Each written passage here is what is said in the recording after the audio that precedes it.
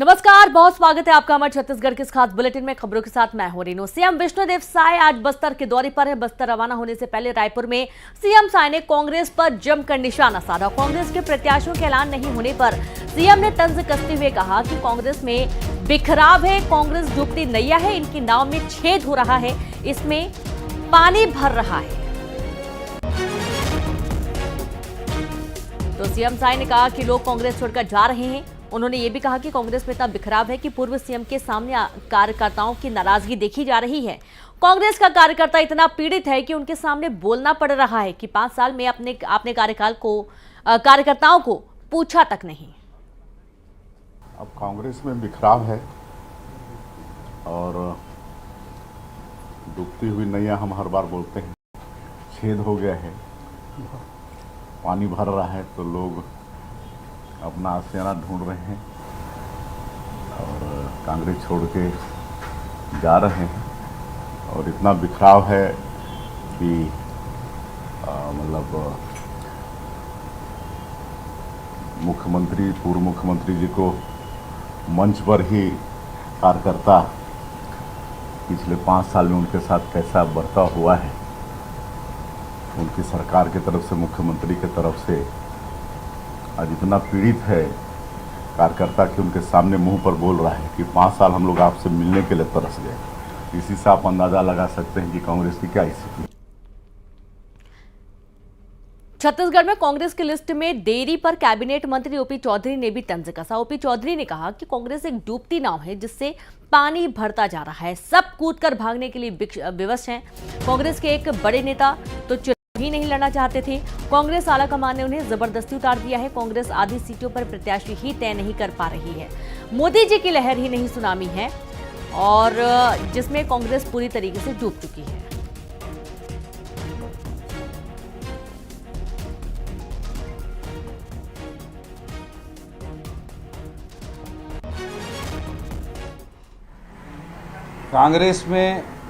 कांग्रेस एक डूबती नाव है जिससे पानी भरता जा रहा है, तो सब कूद कूद करके भागने के लिए विवश हैं। कांग्रेस के बड़े नेता चुनाव ही नहीं लड़ना चाहते थे, कांग्रेस के आला कमान ने इनको जबरदस्ती उतार दिया है। आधे जगहों पर ये प्रत्याशी ही तय नहीं कर पा रहे हैं। मोदी जी की लहर ही नहीं सुनामी है जिसमें कांग्रेस को पूरी तरह से बह जाना। वहीं छत्तीसगढ़ के सीएम विष्णुदेव साय आज दंतेवाड़ा पहुंचे। उन्होंने दंतेश्वरी मंदिर में माई जी के दर्शन किए और प्रदेश की खुशहाली की कामना की। सीएम साय यहां कार्यकर्ता सम्मेलन में शामिल होने पहुंचे थे। बोलिए दंतेश्वरी माई की जय। लाल मुड़ामी है सर।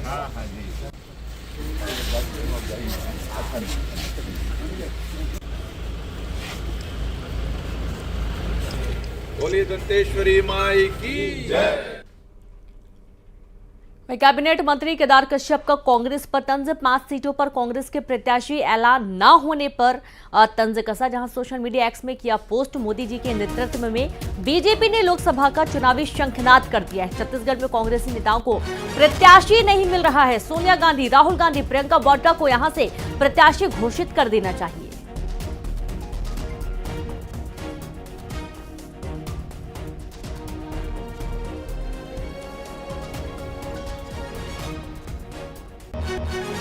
तो आप ये देखिए कि रायपुर में कैबिनेट मंत्री केदार कश्यप ने कांग्रेस पर तंज कसा। 5 सीटों पर कांग्रेस के प्रत्याशी अभी घोषित नहीं हैं और इसके चलते तंज कसा गया है।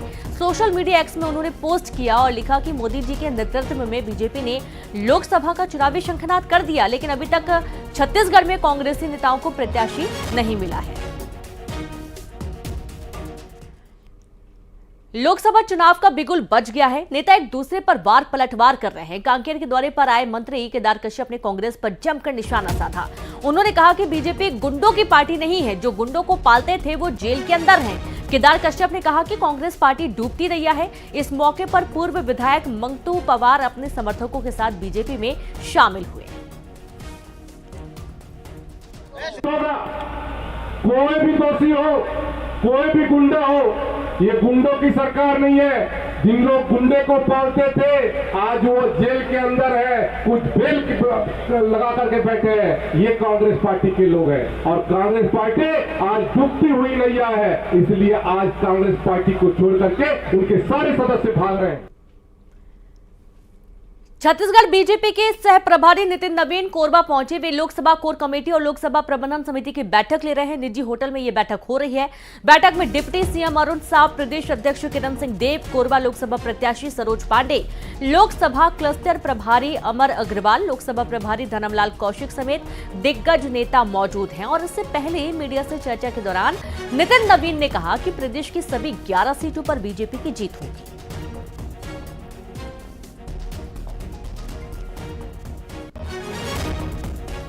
कोरबा से ये पूरा मामला, जहां बीजेपी के सह प्रभारी नितिन नवीन कोरबा पहुंचे और लोकसभा कोर कमेटी और लोकसभा प्रबंधन समिति की बैठक पे ले रहे हैं।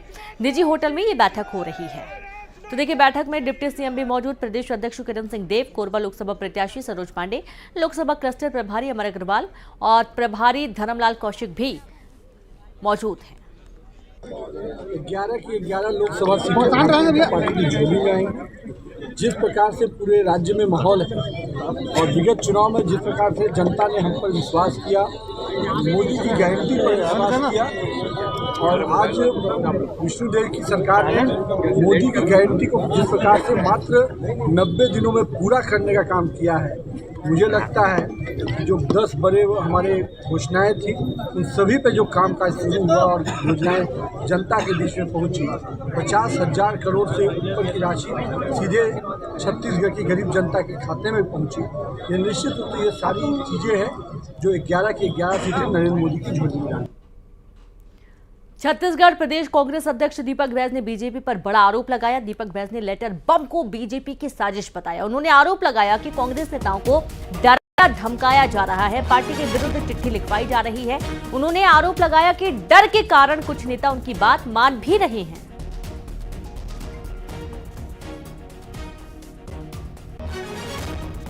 ये मुझे लगता है ये कहीं ना कहीं भारतीय जनता पार्टी का ये प्री प्लानिंग है।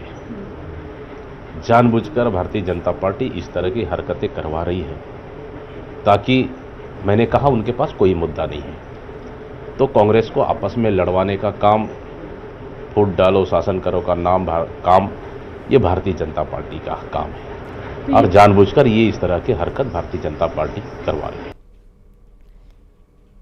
वहीं रायपुर में अस्पताल के मोर्चरी पर 4 साल से 3 लाशें पड़ी हैं। मोर्चरी में 4 साल से लाशें पड़ी हैं और इसका किसी को कोई इसकी जानकारी लेने नहीं पहुंचा है। कोरोना की पहली लहर के दौरान इनकी मौत हुई थी। पीपीई किट में लपेटकर ये 3 लाशें रखी गई हैं। 4 साल से किसी ने छुआ तक नहीं है।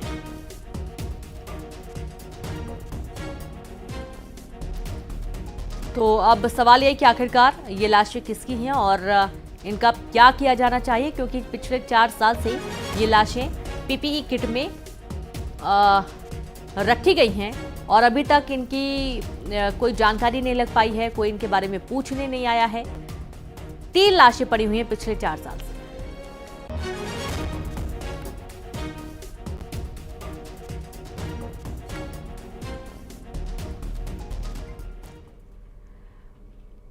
तो अब ये पूरा मामला गहनता से देखा भी जा रहा है। मोर्चरी में इतने सालों से शव रखने पर अस्पताल की पीआरओ शुभ्रा सिंह ने कहा कि कोरोना काल के समय हुई मौत के बाद शवों को डिस्पोज करने के लिए गाइडलाइन बनी हुई है। इन शवों के बारे में प्रशासन से कई बार पत्राचार किया गया, लेकिन इन शवों को लेने कोई नहीं आया। उन्होंने बताया कि कानूनी प्रक्रिया के कारण इन शवों को अपने स्तर पर अंतिम संस्कार नहीं कर सकते और यही कारण है कि पिछले 4 साल से ये 3 लाशें पड़ी हुई हैं।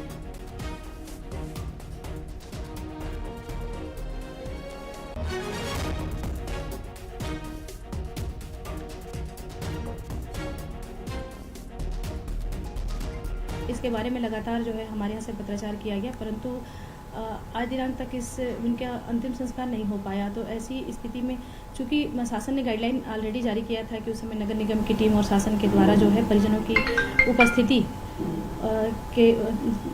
उपस्थिति उनके समक्ष जो है उनका अंतिम संस्कार किया जाए। तो इनके बारे में भी जो है वो हमने शासन को अवगत करा दिया था, परंतु जो है अस्पताल की तरफ से 2 से 3 बार 4 बार हमेशा मतलब पत्राचार किया गया, लेकिन इनका अंतिम संस्कार नहीं हो पाया। तो अभी इनकी जो डेड बॉडी है वो मर्चुरी में रखा गया है। अब देखिए प्रशासन के द्वारा इस दिशा में क्या पहल किया जाएगा, ये तो उनके पत्र आने के बाद या फिर जो टीम आएगी उसके। रायपुर के मेडिकल कॉम्प्लेक्स के नीचे लाश मिलने से सनसनी फैल गई और अभी तक लाश की पहचान नहीं हो पाई है। लाश मिलने से इलाके में सनसनी फैली हुई है। जांच में जुटी पुलिस और ये लाश किसकी है, कैसे आई यहाँ पर, ये तमाम सवाल खड़े हो रहे हैं। रायपुर के मेडिकल कॉम्प्लेक्स के नीचे लाश मिलने से इलाके में फैली सनसनी और अभी तक लाश की कोई पहचान नहीं हो पाई है। लाश मिलने से इलाके में डर का माहौल भी है। जांच में पुलिस जुट गई है कि आखिरकार ये लाश किसकी है और यहाँ कैसे पहुंची है, कब ये मृत्यु हुई है युवक की। तमाम सवालों के आधार पर पुलिस मामले की जांच में जुट गई है।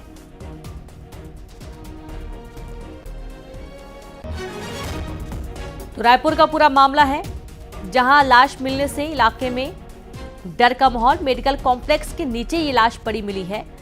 कब ये पहुंची यहां पर, कैसे मौत हुई है युवक की, तमाम सवालों के आधार पर पुलिस मामले की जांच में जुट गई है।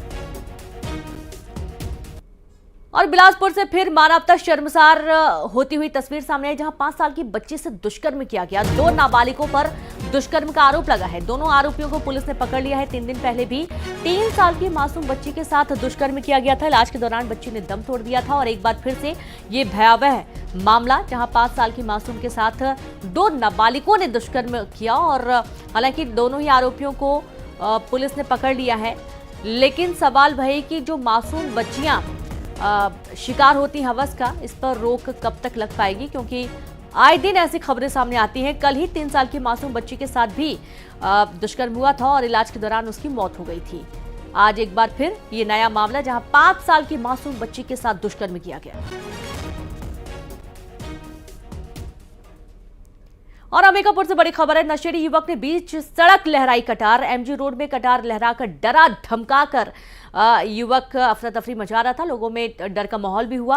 पुलिस ने युवक को गिरफ्तार कर लिया। आखिरकार इसने नशे की हालत में जिस तरीके से कटार लहराई, डर का माहौल पैदा करने की कोशिश की, आसपास से निकल रहे लोगों में डर का माहौल बना और लोगों को डरा धमका भी रहा था रास्ते चलते। अफरा तफरी का माहौल हुआ। इस दौरान पुलिस मौके पर पहुंची, तुरंत युवक को गिरफ्तार कर लिया गया। हथियार भी बरामद कर लिया गया है।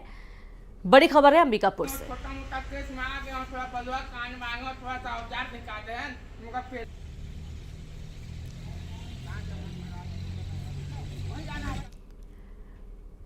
वहीं अंबिकापुर में 2 युवतियों ने सड़क पर जमकर ड्रामा किया। दोनों युवतियां नशे में धुत बताई जा रही हैं। सोशल मीडिया में ये वीडियो वायरल हो रहा है।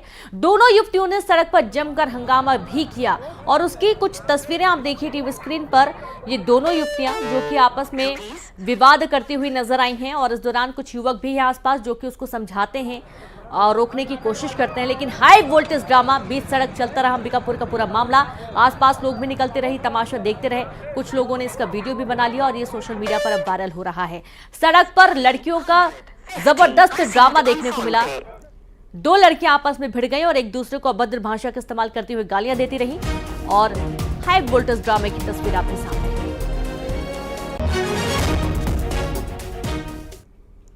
वहीं कोरबा में तेज रफ्तार का कहर बरपा। ट्रक ने बाइक सवार को कुचल दिया। अस्पताल में इलाज के दौरान युवक की मौत हो गई। सीसीटीवी में ये पूरा घटनाक्रम कैद हो गया है। कोरबा से ये पूरा मामला है जहां तेज रफ्तार का कहर एक बार फिर से बरपा और ये बहुत अच्छे से मालूम है कि तेज रफ्तार होने की वजह से कहीं ना कहीं दुर्घटनाएं होती रहती हैं। उसके बावजूद ये थमने का नाम नहीं ले रही हैं और ये देखिए वीडियो भी सामने आ चुका है। सीसीटीवी वीडियो में साफ तौर पर आप देख सकते हैं युवक बाइक से आता है और ट्रक उसको सामने से ही कुचलकर चला जाता है। युवक वहीं गिर जाता है। ट्रक ने बाइक सवार को कुचला। अस्पताल में इलाज के दौरान युवक की मौत हो गई और सीसीटीवी में यह पूरा हादसा कैद हुआ है। तो रफ्तार का कहर एक बार फिर से, सामने से आ रहे बाइक सवार को ट्रक ने कुचल दिया और युवक की इलाज के दौरान हॉस्पिटल में मौत हो गई। ये एक्सक्लूसिव तस्वीरें आपके सामने, जहां पर ट्रक सामने से आ रहा है और सामने से आ रही बाइक को उसने टक्कर मार दी। दंतेवाड़ा से खबर, जहां कल मारे गए नक्सलियों की पहचान हो गई है। मुठभेड़ में 2 इनामी नक्सली ढेर किए गए हैं। 5 लाख की इनामी महिला नक्सली को भी ढेर किया गया। 1 लाख का इनामी नक्सली लच्छू भी ढेर किया गया। मुठभेड़ में कई नक्सलियों के घायल होने की सूचना मिली है। साथ ही पुलिस ने सर्चिंग अभियान तेज कर दिया और इनके साथ ही कई नक्सल सामग्री भी बरामद की गई है। कुछ हथियार और कुछ जरूरी इनके इस्तेमाल में होने वाले सामान को भी जब्त कर लिया गया। 1 लाख का इनामी नक्सली, 5 लाख की महिला इनामी नक्सली ढेर कर दी गई। और संवाददाता दिनेश गुप्ता जुड़ गए। दिनेश, कल हुई मुठभेड़ के दौरान जो नक्सली मारे गए थे उनकी डिटेल आ चुकी है? जी हाँ, बता दूं कि कल पुलिस को एक बड़ी सफलता मिली है। पुलिस नक्सली मुठभेड़ में 5 लाख की इनामी महिला नक्सली मिलिट्री प्लाटून का सदस्य एसीएम और 1 लाख का इनामी पुरुष माओवादी सहित कुल 2 नक्सलियों मुठभेड़ में मारे गए थे। दूसरे पुरुष नक्सली की पहचान लच्छू निवासी गमपुर ग्राम जनताना सरकार अध्यक्ष के रूप में की गई है। शासन द्वारा इस पर 1 लाख रुपए का इनाम घोषित किया गया था, जिस पर थाना किरंदुल में एक अपराध दर्ज है। मुठभेड़ में कई और नक्सलियों की घायल होने की प्रबल संभावना बनी हुई है। मुठभेड़ के बाद इलाके में पुलिस पार्टी के द्वारा सर्चिंग अभियान तेज कर दिया गया है। कहीं ना कहीं नक्सली के ऊपर जो नकल कसी जा रही है, इसी को देखते हुए सर्चिंग बढ़ाया गया था। इसी सर्चिंग के दरमियान मुठभेड़ कल हुई थी, जिसमें 2 नक्सलियों के मारे जाने की पुलिस ने दावा किया है। एक बड़ी सफलता के रूप में इसे देखा जा रहा है। जी बिल्कुल, बहुत शुक्रिया आपका दिनेश जानकारी के लिए। तो जाहिर बात है कि पुलिस के लिए एक बड़ी सफलता है, जहां पर इनामी नक्सली 2 इनामी नक्सली ढेर किए गए हैं। 5 लाख की महिला इनामी नक्सली को ढेर किया गया और साथ ही 1 लाख का इनामी लच्छू नक्सली को भी ढेर किया गया है। और अब बात करेंगे मुंगेली से अहम खबर की, जहां करंट की चपेट में आए मां बेटे की मौके पर मौत हो गई। मां का लोर में अस्पताल में इलाज जारी है। घर से लगे खेत के फेसिंग तार में ये दोनों चपेट में आ गए थे और इस दौरान जो बेटा है वो गंभीर रूप से झुलस गया और उसकी मौके पर ही दर्दनाक मौत हो गई। तो वहीं मां का लोर में हॉस्पिटल में इलाज चल रहा है। घर से लगे खेत के फेसिंग तार में ये दोनों चपेट में आ गए थे और इस दौरान जो बेटा है उसकी मौत हो गई। महिला जो मां है वो गंभीर हालत में हॉस्पिटल में एडमिट है। छुड़ाने का प्रयास किया, झटका लगा है। देखिए, फेसिंग तार की चपेट में आने की वजह से पूरा हादसा हुआ, जहां मां बेटे फेसिंग तार की चपेट में आ गए और युवक की मौत हो गई है। मां गंभीर हालत में इलाज का प्रयास किया, छुड़ाने का प्रयास, झटका लगा है बताया। वहीं नशे के खिलाफ दुर्ग पुलिस ने एक बड़ी कार्रवाई को अंजाम दिया। पुलिस ने 2 अंतर्राज्यीय नशे के कारोबार से जुड़े आरोपियों को गिरफ्तार कर लिया है। इनके पास से पुलिस ने 16 ग्राम हेरोइन जब्त की है। इसकी कीमत लाखों में बताई जा रही है। एंटी साइबर और क्राइम यूनिट दुर्ग और कुम्हारी पुलिस ने यह संयुक्त कार्रवाई की है। तो नशे के खिलाफ पुलिस का बड़ा एक्शन, कार्रवाई करते हुए आरोपियों को पकड़ा गया। पुलिस ने 2 अंतर्राज्यीय नशे के कारोबार से जुड़े आरोपियों को गिरफ्तार कर लिया है और इनके पास से 16 ग्राम हेरोइन भी जब्त की गई है। लाखों में कीमत बताई जा रही है। एंटी साइबर और क्राइम यूनिट दुर्ग कुम्हारी पुलिस ने यह संयुक्त कार्रवाई करते हुए 2 आरोपियों को गिरफ्तार किया है।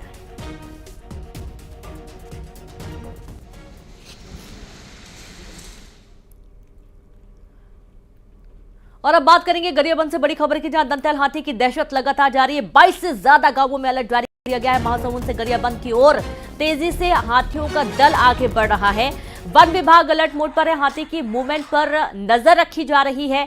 बड़ी खबर आपको दे रहे हैं गरियाबंद से। और लगातार हाथियों की जो आमद है वो इलाके में देखी जा रही है और इससे डर का माहौल भी बना हुआ है।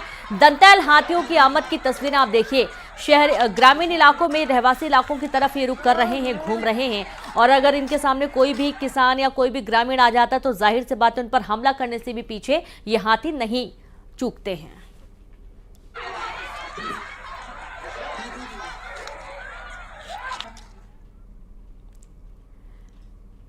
लोकसभा के प्रथम चरण के चुनाव के लिए आज से नामांकन प्रक्रिया शुरू हो गई। छत्तीसगढ़ में बस्तर लोकसभा के लिए भी पहले चरण में 19 अप्रैल को चुनाव होगा और इसके लिए संसदीय क्षेत्र मुख्यालय जगदलपुर में कलेक्ट्रेट में तैयारियां पूरी हो गई हैं। आज से यहां नामांकन प्रक्रिया शुरू हो गई है। नामांकन दाखिल करने की अंतिम तिथि 27 मार्च है। कलेक्ट्रेट परिसर को कड़ी सुरक्षा व्यवस्था के घेरे में रखा गया। बस्तर लोकसभा क्षेत्र अनुसूचित जनजाति वर्ग के लिए सुरक्षित है। बड़ी खबर आपको दे रहे हैं, लोकसभा के प्रथम चरण के चुनाव के लिए आज से नामांकन प्रक्रिया शुरू हो चुकी है।